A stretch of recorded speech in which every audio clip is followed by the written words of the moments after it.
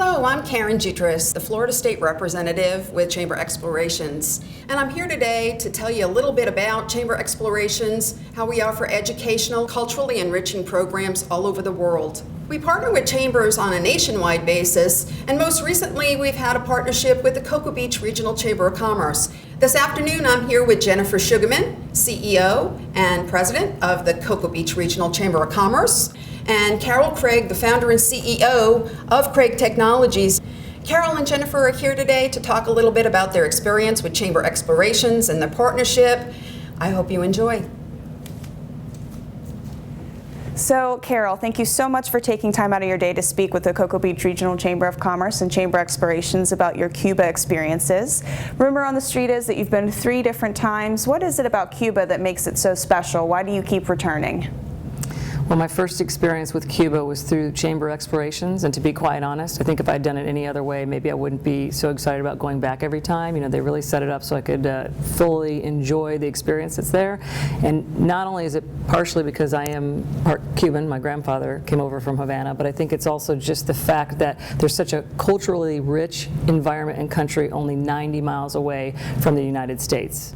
So American travel to Cuba is fairly recent still. How is it that Americans are perceived when they travel to Cuba? What is the vibe when you go? U.S. citizens, Americans, are received with open arms. I mean, you know, really, the Cubans are excited to be able to show the U.S. and show tourists, you know, what a wonderful country that they live in and the culture that they're a part of.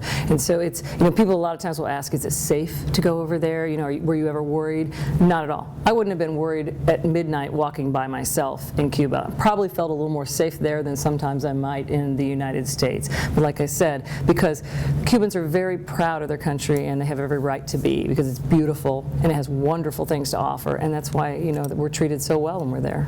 So I know through Chamber Explorations there are a lot of different events that you can attend while you're going. I know that there's some cigar rolling, there's some classic cars going on. What is it specifically, if you could pick 3 of your favorite memories that stand out to you in your mind about Cuba? It's almost impossible to pick my favorites. I mean, every trip has been different, but it's also been the same, and I can go back and do the same things over and over again and still, you know, enjoy it just as much. But if I had to pick 3, I would probably, as you mentioned, the cigars. You know, touring the cigar factories was absolutely amazing. They make them by hand. I mean, truly make them by hand. And so that was exciting. And then, of course, afterwards getting to, you know, purchase a few of those and smoke them myself. But so that's one. And then going out in the countryside, that was another great experience. Not every tour does that. It depends on the length, but we were able to go out and tour the tobacco farms, also see the caves that are out there, you know, just really experience more of outside of Havana and the Cuban countryside. And then probably the third would be the Hemingway estate. So being Americans, we get used to certain creature comforts. What do you recommend in setting expectations for travel to Cuba in terms of hotel, the culture, what it's like? Well, you definitely need to manage your expectations when you travel to Cuba. It is basically a third world country. It is the Caribbean. It's an island, and so there are many times you may not have a bathroom on the street corner somewhere, or if you do find a bathroom, you need to bring your own toilet paper.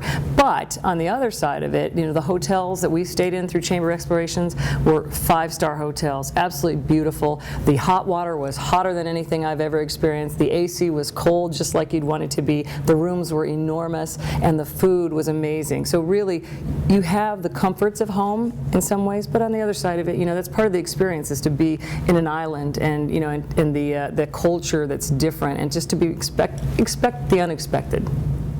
Speaking of culture, I know that Cuba has great food and a wonderful, rich history. Specifically, I've been hearing a lot about paladars. Could you elaborate on those for me? Sure. So a paladar is actually one of the first, I believe, types of entrepreneurial ventures that has started over in Cuba. And so a paladar is actually a restaurant that's run out of a local Cuban's home, and they provide, you know, Cuban food, but it's more than what you would think. It's gourmet, and I mean, it's just an amazing experience. And really, they're opening their home to you. So it's as if you're just sitting there with friends, and they're cooking for you, and you know, putting you through this exciting experience and being a part of that Cuban culture.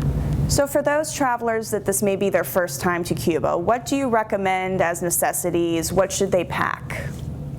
So I would definitely make sure when you're packing for Cuba that you bring the necessary basics like shampoo, toothbrush, just kind of those standard things, because it's not like here in the U.S. where you forget your toothbrush and you can go to CVS and buy a new one. It doesn't work that way. So those things I would focus on, bring the necessities, but then I wouldn't bring a whole lot else. It's a Caribbean island. It's wonderful climate. Shorts work perfectly fine. Bring a coffee mug. That's another thing that I would recommend that you do, because you want to be able to take your coffee with you. The culture is the small little cappuccinos, espressos, where we're used to having our coffee mugs, and you can't really find a Dunkin' Donuts on the side of the street. Is this a scenario where they're literally filling up the mug on the street corners? No, that's not heard of. It doesn't work that way. Usually you got to fill up your mug when you're at the hotel and heading out for the day. But I would definitely bring that. I'd bring an umbrella. Occasionally it rains. So as a final question, Carol, you've been multiple times now through Chamber Explorations. What is it about Chamber Explorations and traveling with the Chamber, such as the Cocoa Beach Regional Chamber of Commerce, that makes these trips so smooth and so wonderful? If you go to Cuba traveling with Chamber Explorations, you'll have an outstanding time. And the experience will be made even better because of the support that you're getting from Chamber Explorations. Any question you have can get answered, whether it's by the Cuban guide or it's the U.S. guides through Chamber Explorations. But I think that's the benefit of traveling with a group like Chamber Explorations, is you've got somebody that's holding your hand as you go through the experience. You have any questions, any concerns, they're right there to make sure that everything goes well and you have a great experience. Well, Carol, thank you so much for your time today. We really appreciate the time you took to speak to us about your experiences in Cuba, and we look forward to our next trip together. I'm ready. Thank you.